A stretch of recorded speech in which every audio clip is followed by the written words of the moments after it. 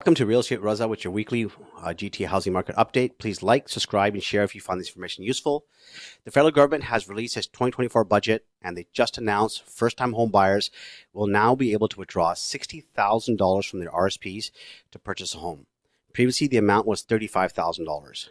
Now, if you're a couple combined, it's $120K instead of $70,000. So the reason why they did it, they feel the housing market has gotten too expensive, which in reality it has, and it's very difficult for a first-time buyer to get into the market. So they want to help alleviate some of that pain and increase the withdrawals for the RSP limits. So talk to your accountant and see how much you can withdraw. It is $70K now. If you are looking to make a purchase, make sure you take advantage of that. Now, they have also proposed that the banks can verify mortgage income through Revenue Canada.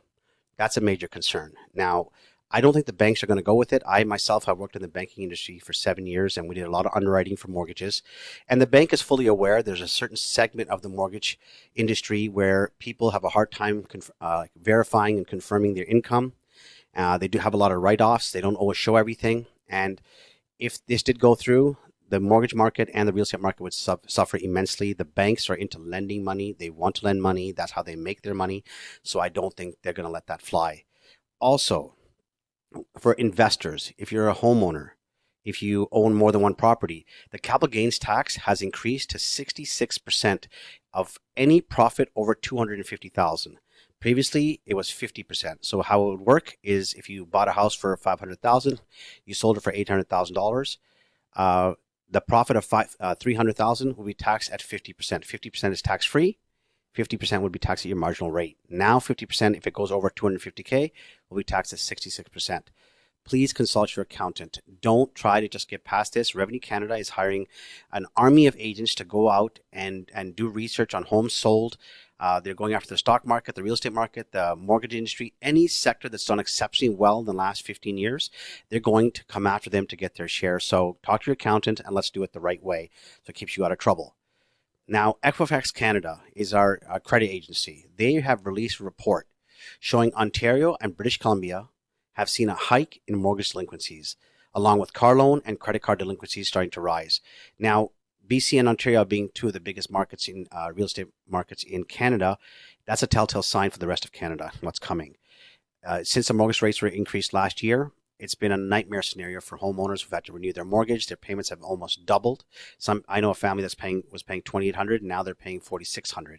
So it's a massive burden on them, and we are going to see more delinquencies if the Canadian government does not reduce rates. And June 5th is the next meeting, so they could be looking to reduce rates on that time. Now, as the rates have gone up, more of our disposable income has gone towards mortgage and loan payments, because if you renew your mortgage, you go from 2% up to 5%. It's considerably higher. Now, people have to pay that. Now they have less money. They're not going to be going out for dinners as much as they used to on vacations or making large purchases for the family. That affects our GDP, our gross domestic product. Now, if it's a lagging on our economy, the economy is going to shrink. Companies are going to have to survive. They're going to have to navigate through this. They're going to have to cut costs. Their biggest costs is their employees. Leading to job layoffs as the economy contracts is what they're going to do. They have to cut costs. They're going to lay people off. That's also going to snowball into people not being able to pay their mortgages. So if that continues, the trend does continue, unless the Canadian government does something to stop this, that's the direction we're heading in. The next decision date, June 5th. They'll possibly reduced by 0.25 or 0.5. I don't think that'll make much of a difference. The damage is done. The rates were increased 7 times last year. If they reduce it now by a quarter point or half point, it's not going to really make a difference. Also, if they do decide to do it though, inflation will become a bigger concern. Our trading partner in the US, we get 55% of all of our goods from the United States. If we reduce rates, our dollar value drops. If the dollar value drops, when we buy goods from the US, we have to pay more. These companies that are doing this and bringing products into Canada are going to have to pass that cost on to the consumer, which is us. So everything we get from the States is going to start to cost us more, taking away more of that money from our pocket. So really, we're in a situation where it's a double-edged sword. We're going to have to face the music of the growth of the last, I would say, 10 to 15 years. And if the Canadian government does not do something like lower rates drastically, I think we're going to have a housing crisis. And if they do reduce rates drastically, we're going to have an inflation crisis. So we're really stuck in a bad situation. Now, to the housing market of today. Today, we have 9,000 900 homes, 950 homes in the market.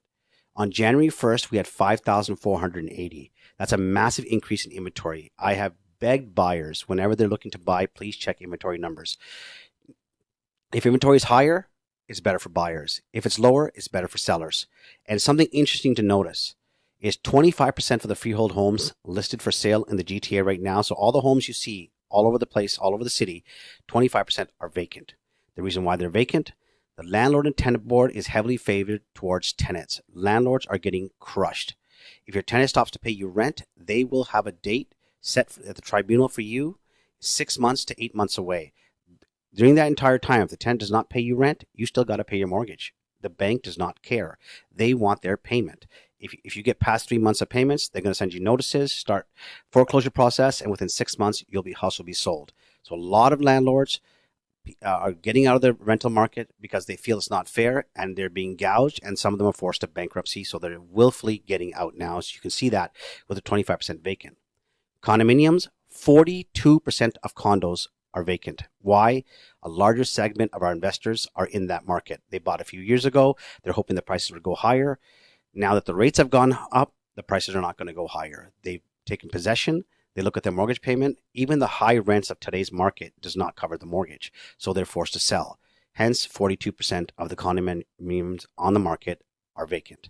And we can see a lot more of that going into the new year. Now, if you're in a situation you're finding it difficult to carry your home, please keep in mind the rates may drop lower, but it's not as low as you need them to.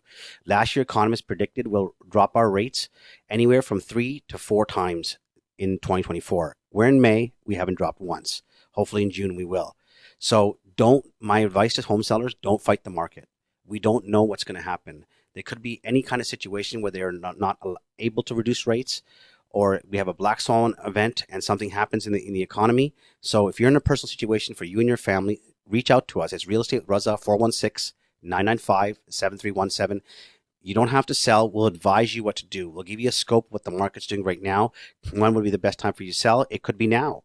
It could be, we could advise you, hey, let's wait till the end of the year in December when the inventory drops again, and then you'll get more offers on your property. So there's a lot of things to discuss for you and your family before you make that decision. So reach out anytime you have that question.